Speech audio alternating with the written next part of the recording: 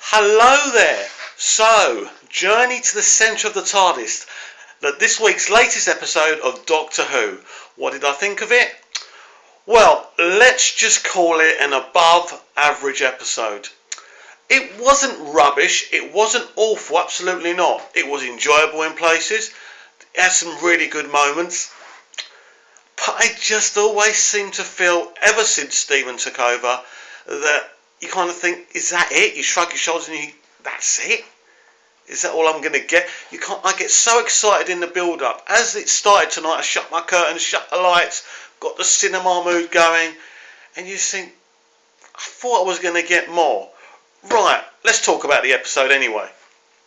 We start off with these three brothers who basically want to use the TARDIS for scrap metal. Basically, they get ships and they tear them to shreds. They obviously get more than they bargained for with the TARDIS.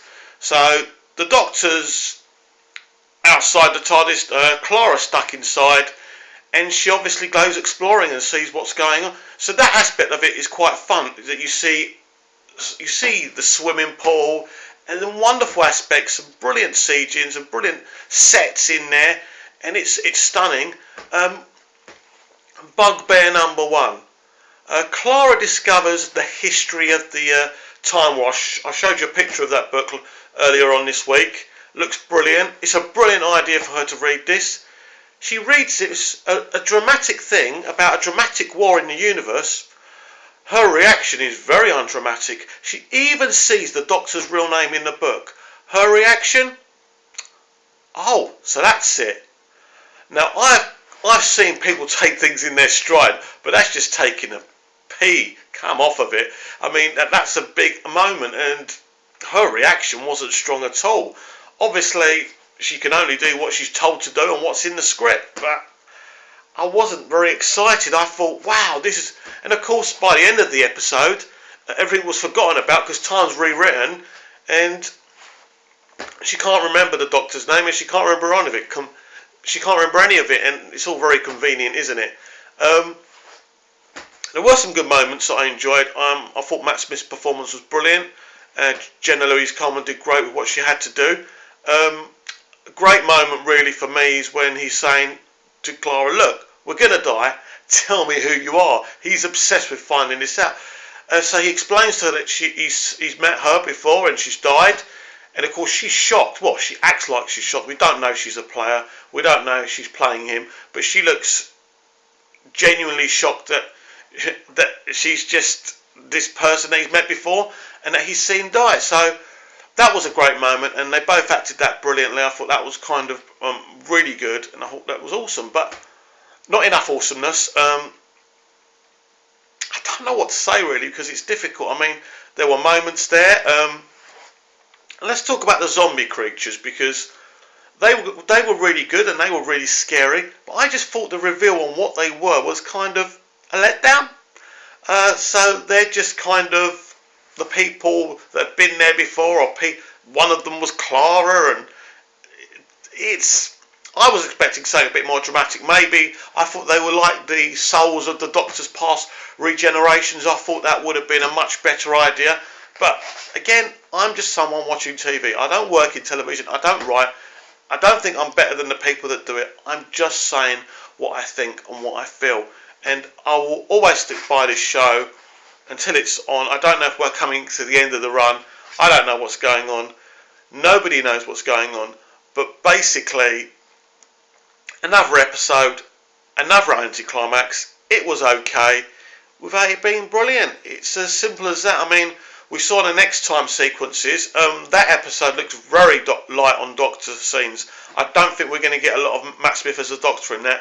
It's great to see Strax in that episode. I love him, and I'm always saying to everyone when I'm talking, Strax should actually be the full-time companion. That would be great quality. The actor who plays him is awesome. But of course we've got to have a young female companion with big breasts, I'm afraid. So that's not my opinion. That's the opinion of most of the people who actually are still watching Doctor Who, which is under 5 million, by the way. Last Russell T Davies episode, 14 million, if I remember rightly, and that's not even counting the iPlayer viewers.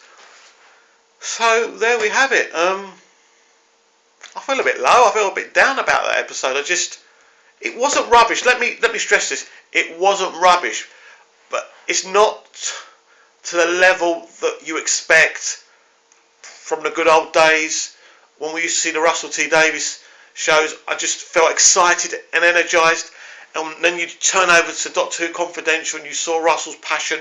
They were great days. Unfortunately, those days have gone, and that's that really. I have been watching some other shows today. I've been watching Da Vinci's Demons. Every time I forget the name. Da Vinci's Demons. This is the second episode I watched. It was episode 3. It's I'm really enjoying it. Again, just the same as Game of Thrones. I don't see the point of the nudity. I don't see the point of everyone banging each other and things like that. It doesn't do anything for me. If I want to see people having sex, there's ways I can do that. But brilliant show. David Esquire has done a brilliant job with it. I love the way when he's thinking, you can see the animation and the shapes and stuff going in the air. It's brilliant. And of course, I watched Touch today, brand new episode of Touch. I don't care what anyone says. I don't care how low the ratings are. It's a charming show. Again, another fantastic episode. It was never going to be a show that attracted everyone, but really, really enjoying it. Keith and the young kid are brilliant, and I will carry on watching it.